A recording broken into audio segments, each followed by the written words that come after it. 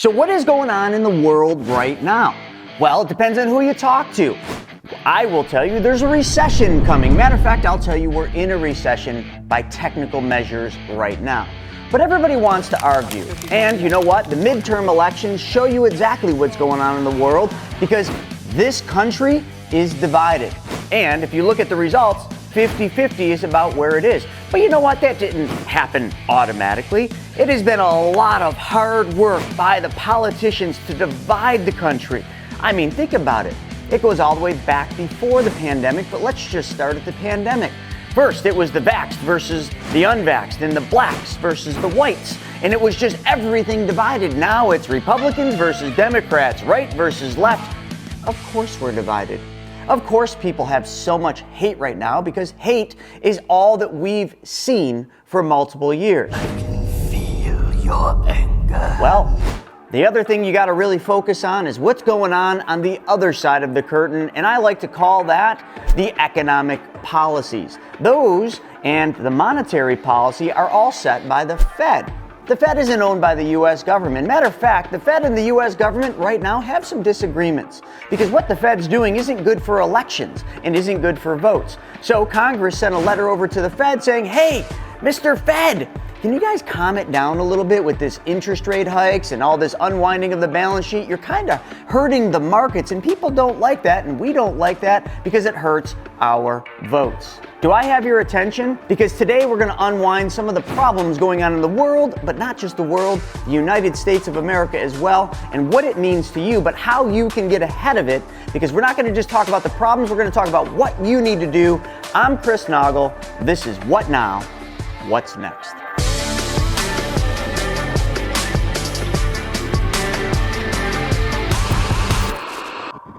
So, you know, when I think about what's going on in the world, it upsets me because I come from a time, born in 1977, where we didn't have this divide, where people actually could get along, where you actually went out and you talked to your neighbors and you didn't say, are our neighbors liberals or are they Republicans?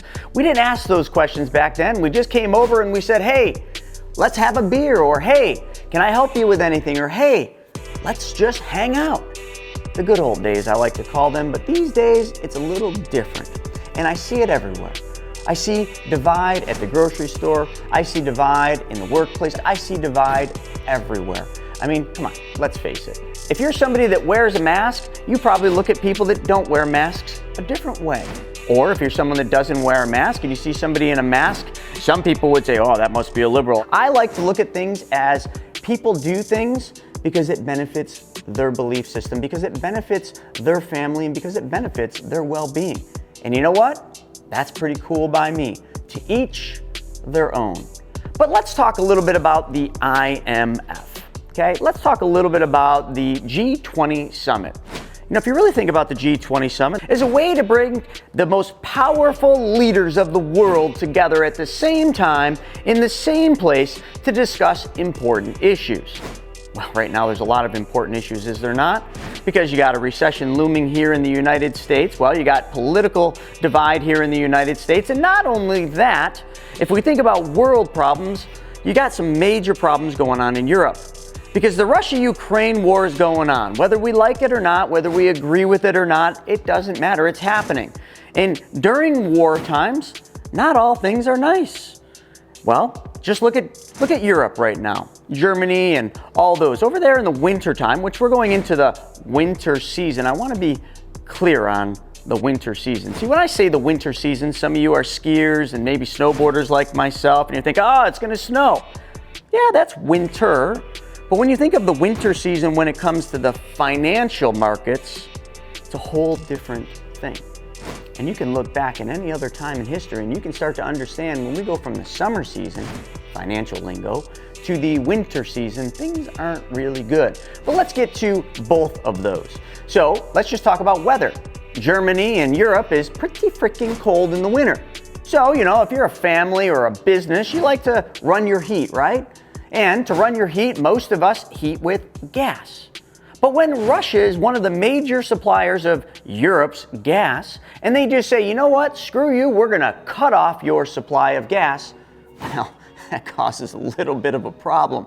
And that problem very much you can see today. That problem is resulting in businesses closing, not because they're not doing well, but because they can't actually run their factories because there's not enough gas. And as we get deeper and deeper into winter, not the winter season, but into winter, and the temps continue to plummet lower and lower and lower, when there's not enough gas, how do you heat your house? How do you heat your business? How do you stay warm? How do you stay alive? I mean, if you really want to boil it down, gas is a pretty important thing, just like oil. You know, I know here in this country, they want to abolish oil. They want to poo-poo on all U.S. oil companies, and that's backfired on them a little bit because they had to kind of go, you know, with their tail between their legs over to the Middle East and start begging OPEC to increase the oil supply. And they're like, well, you know what? No. And, you know, I hate to say this, but I don't blame them because they've been shit on for quite a long time. You know, the U.S. government and the U.S. is, you know, it's an empire. It's the leading empire in the world. So they like to push things around and flex their muscles. But sometimes it backfires. And right now is not a time to poke the bruise of the Saudis because you know what? They got options. China's using an awful lot of gas these days, and Russia could use all the gas and oil that they can get. And you know who else? India. India, one of the fastest growing countries and developing nations out there. Well, they need some oil too. So when the Saudis are thinking about US saying, oh, we can't have oil any more expensive than this, and we need you to increase your production because we poo-pooed on our local oil producing companies in our country because we want to go green. We want every car to be electric. We want every boat and plane and train to all be electric. So we're not going to need all your oil. But what they sort of forgot about is we do need oil. We need a lot of oil. And that oil can't come from our emergency reserve surplus. Matter of fact, I love how, you know, this administration just thought it was a good idea to go into our emergency surplus, our emergency, preface that word, surplus oil, to just control the price. That to me seems like a great way to try to get some more votes. Well, hey, good for them. But you know what? As I understand, or what I understand about democracy is this. Democracy is over when you find a way to buy votes. History proves that correct. So when you think about the world and where we're going, it doesn't look so good. But now let's switch over to where you're at. What's going on in your life? Well, let's just think about some things. Number one, your brokerage accounts, your 401ks, your retirement accounts have all gone down anywhere between 20 and some of you more than 20, maybe even 30%. And I got some bad news for you. It's gonna go a lot lower. I know, crazy to think that way, huh? But you know what? If you just look at a chart, you can see exactly where we're gonna go. Because we're not even, by what they say, in a recession. So what happens when we actually do go into a recession? And by the way, folks, I just want you to know something. If you're actually pondering the idea that maybe we won't go into a recession, you're wrong. Very freaking wrong. And I can prove it 10 different ways, but let's just hit one. Let's hit one thing that's never, ever been wrong. And you can argue that, oh, well, this time will be different. And I will say, bullshit, you're wrong. So let's talk about the one thing that's never ever been wrong. Since World War II, there's been this thing called inverted yield curves. Now, look it up. I'm not going to get into the details. It just kind of looks like a cross. It has to do with treasury bonds, okay? When you get paid for a lower duration treasury bond more than you get paid for a longer duration. Again, if you don't understand that, there's a thing called Google. Look up inverted yield curve. But here's what I want you to understand. The inverted yield curve has inverted many times this year alone. Just recently, it inverted pretty steeply. And here's what I do know, and here's the fact. Every time the inverted yield curve occurs, every time you get paid more to own a 2-year bond than you do a 10-year, or get paid more to own a 10-year than you do a 30-year, it's backwards. And it always leads to a recession. The inverted yield curve is real. Not only is that real, what the government's doing is very real. What the Fed is doing is incredibly real and important because, you know, when they raise interest rates this steep, this fast, it almost always leads to hard economic times. Because let's just go back to you and what's happening in your household. Things are costing a little bit more, aren't they? How many of you are trying to buy a house right now? I mean, come on, you can be honest. You trying to buy a house? You're out there looking and you're working with a mortgage broker or your bank. What is your mortgage rate right now? Because you're probably looking at a 30-year, aren't you? Oh, it's over 7% now. Yeah. And it'll be over 8% pretty soon too. Why? Well, the Fed's raising interest rates, duh. You want to buy a car? Yeah, well, that's probably going to be north of 6%. You know those days that we remember just a short year ago where you could buy a car at 0% interest? Gone. Have you looked at your credit card statement lately? Yeah, probably not, right? You don't like looking at those. Yeah, no, nor do I. I like paying them off every month. That's what I like doing. But if you actually look at it, what you'll find is that most credit cards have increased that interest rate that you pay. Yeah, those days of the 0% interest credit cards, those are probably gone too. How about all those other things where we had low interest rates, free money, easy money? Gone, and gone. But this is the norm, folks. What we were living in the last year, 2 years, 5 years, wasn't the norm. That was a weird period of time that unfortunately you got way too used to. Your investment assets are going down. You're starting to feel a little uneasy, maybe even fear is setting in. But I will tell you, as it continues to plummet downward, and now that midterms are over and all the manipulation of the markets is gone, you will see them continue to go down because we are officially in the winter season. And because of that, the Fed's actions, what they're doing, and all the other things are going to come to a theater near you, called your 401k statement, called your stocks plummeting. Yeah, it's going to suck. So you better start making and taking some action. But not only that, everything costs more. Well, it costs more because of inflation. Oh, yeah. The Fed and all the raising interest rates, they're getting a hold of it, aren't they? Yep, we've gone from about 9 to, I believe the last one was 7.7%. And that was just last week. Today is November 14th. So just last week, they got a hold of that inflation. But you see, the target's 2. We're still at 7.7. The market's rallied. Went over 1,000 points. Woo! We got the hang! The Fed's gonna start backing off. Really? Because they've made it clear that they're gonna inflict pain. They've made it clear that 2% is their target, not 7.77. So things are gonna get a lot worse. So what should you do? This is really where we have to focus on what Michael Jordan did. And you're probably thinking, what the hell does Michael Jordan have to do with my money? Well, folks, a lot. Because if you really study Michael Jordan, or you study some of his coaches like Grover, you will find that Michael Jordan, every time he stepped foot on the court, he went back to the basics.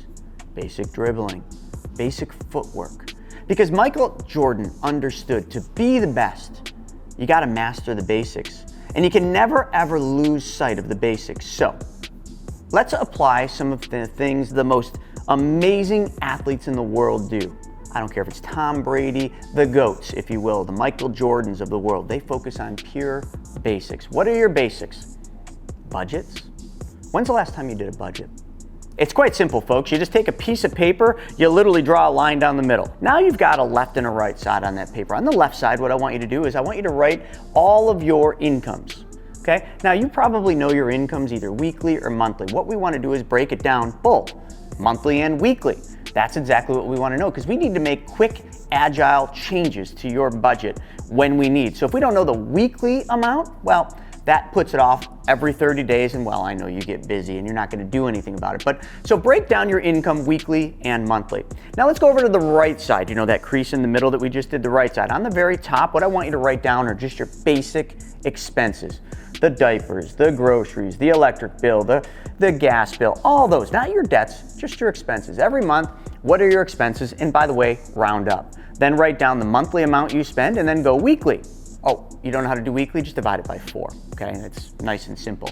Then underneath that, draw another line. So I know we can even get a little bit crazy here and fold the paper again. So now we've technically got 4 quadrants. So 1, 2. So down here in the lower quadrant, here's what I want you to do. I want you to write all your debts. Want to know who your debt is? I want to know the balance on that debt. Okay, then after that, I want to know the interest rate that debt charges you, and then I want to know the minimum monthly payment. And to take and do a bonus round, let's put the amount you actually pay, because a lot of you are paying more than just the minimum. So now what we've got is we've got a really good picture of your income sources, monthly and weekly, your expenses, monthly and weekly, and your debts, monthly and weekly, plus balance and interest rate. Now on your debts, I want you to take them and I want you to rewrite them from lowest balance to highest balance, because that's the order in which you're going to pay them off. Not highest interest rate first. No, lowest balance to highest balance. I've got other videos that we'll hit at the end that will show you exactly what you need to do there. And then tally everything up. Tally up the monthly and weekly income, tally up the monthly and weekly expenses, tally up the monthly and weekly amounts you pay on your debts. Now, the most important thing, you got to do a little bit of math here. Subtract your income from the total of your monthly expenses and monthly debt payments. What'd you come up with? You got a positive number, or is it a negative number? Because if it's a positive number, we're in a good place. If it's a negative number, we're going to talk later. Okay, so now we've got our basic fundamental budget. So now we can base everything else off of that budget. The second thing I want to do is I really want you to focus on paying off debts. Going into a recession, the number one thing that will crush all American families is debt. It's not only going to crush the American families, but it's going to crush the government as well. Have you looked at the debt? Oh, you saw something on CNN and MSNBC saying that they cut the debt in half? What world and planet are they living on? The debt's not cut in half, not even close. Yeah, so debts are not good during recessionary periods, and they're not good for your family. So that's the first single solitary thing. You know, I know we had a lot of fun over the last 10 years, but it was the longest bull run in history. It's time to now peel back a little bit, cut down to maybe one Starbucks, or maybe you're gonna have to make coffee at home. You remember those days where we actually made a pot of coffee at home? Yeah, you might have to go back to that. You might have to cut back on a lot of the expenses. All those subscriptions, yeah, you might have to cut some of those out. Actually, you might have to cut all of them out. But you don't need Spectrum and Fios and everything else. And you know, that Tinder account that you've got, you probably don't need that right now. So why don't you just put that on pause? We got some more important things to focus on. Hint, hint. Now, let's talk about some other things that we need to do. We need to focus on what your money is invested in. If your money's in high-risk things, you better reallocate. You better reallocate those 401ks and those brokerage accounts to be preserve and protect, because that's what you need to be doing right now. This isn't the time to strive to make a whole bunch of money. This is the time to preserve what you haven't already lost. That's right. Because the biggest opportunity is right on the other side. But the biggest opportunity is just a pipe dream, just a dream of yours if all your money goes down with the markets. Oh, your advisor told you just stay the course? Right. Yeah, that's what I did for 16 years as an advisor. Just stay the course. You're in this for the long haul. It's just a paper loss. You didn't actually lose money until you sell. Once you sell, oh, that's real. Right. During 2008, that's what I told my clients. And as they plummeted further down and down and down, they hit a mode of panic, just like you will. And when they hit that mode of panic, you know what they did? They sold anyway. Regardless of the fact that I told them stay the course, regardless of the fact that I said it was just a paper loss, regardless of the fact that they knew investing for the long haul was the right way. You know why they liquidated? And you know why you will? Because you got a mortgage that you got to pay to keep a house for your family. You got a car payment to pay to get to work. And you probably pay a car payment for your other family members as well. You got to make sure those insurances are paid, and you need groceries. So pretty soon it will come to a decision where it's like, play the long game, stay the course, or pay the mortgage, buy groceries this week, pay the car payment.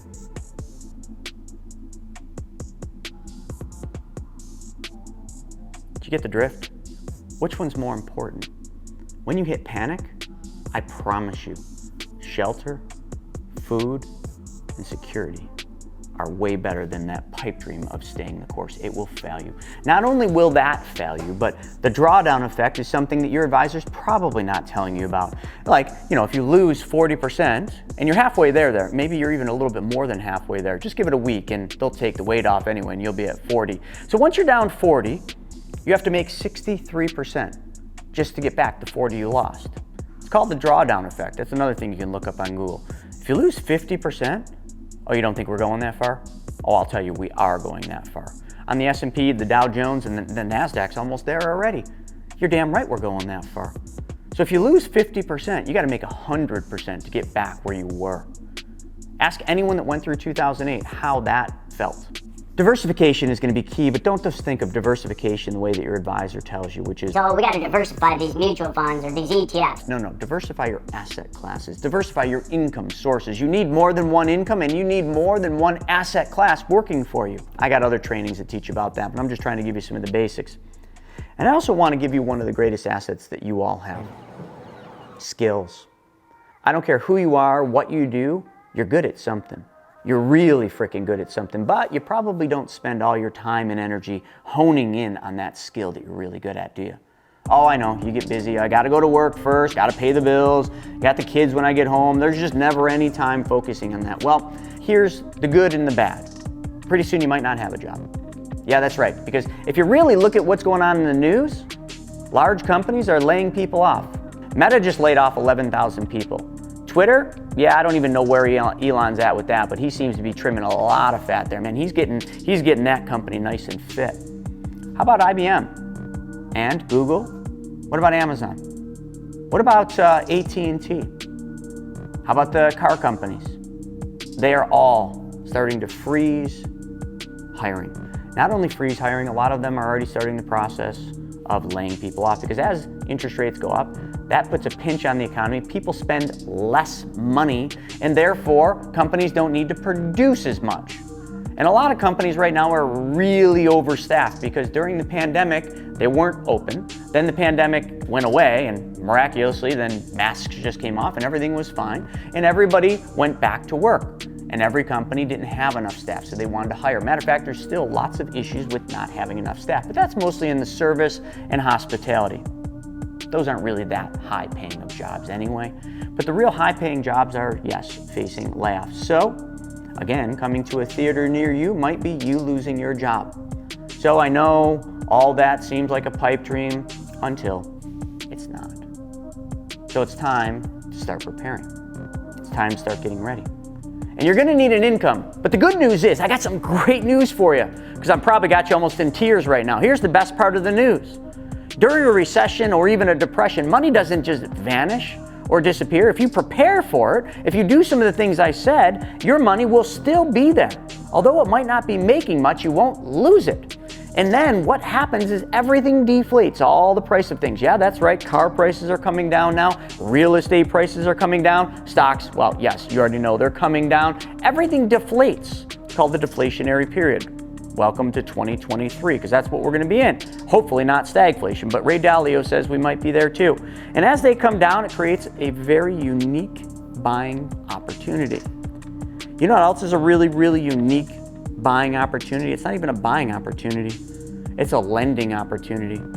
By you being the bank and acting like a bank, one of the smartest things that you can learn is banking. Yeah, there's only two businesses you should be in this world. Number one, the business that pays the bills and maintains your lifestyle. And number two is the business of banking. It's time for you to take back the banking functions in your life. And I teach this day in and day out. So if you like this information, well, subscribe to the channel and go back and watch some of the ones about banking. But let me give you a glimpse of another thing that you can do. You see, we created a first. We created Private Money Club. Private Money Club is like a dating site. Remember I mentioned Tinder? Yeah, it's like that. Swipe left, swipe right, but you're not swiping left, swiping right through guys and gals. What you're swiping left and right through are deals and opportunities. That's right. Private Money Club is a dating site for money. People with money meet people that need money for real estate deals, right? Remember I said real estate's coming down in price? That means it's gonna be a great buying opportunity soon, but you're gonna need some money. And maybe you got the money to buy the real estate, but how many can you buy? And when it gets really bad and the price gets really low, you're gonna wanna buy more. So you're gonna need a lot of people that have money. Private Money Club is a place where people with money meet people that need money in an open community. It's a membership site, just like a dating site. We don't get in the middle of your deals. We just provide you the platform, the communication, and all the guidelines for you to get a deal done. Oh, but Chris, I've never done a lending deal. That sounds risky. Says who, your advisor? Well, your advisor should be talking about the risk that led you to a negative 20 or negative 30% loss that will actually go further. You see, lending always has a tangible asset in most cases behind it that secures it. So even if the asset goes down, you still have the asset that you can liquidate or hold or rent. It's such a freaking cool thing when you understand it. And you know, it's so cool that it's what the banks do. And the banks are pretty good with money. So don't you think you should just do what the banks do? But the one thing you can't do right now is sit back and bury your head in the sand and pretend this is just gonna blow over, because it's not.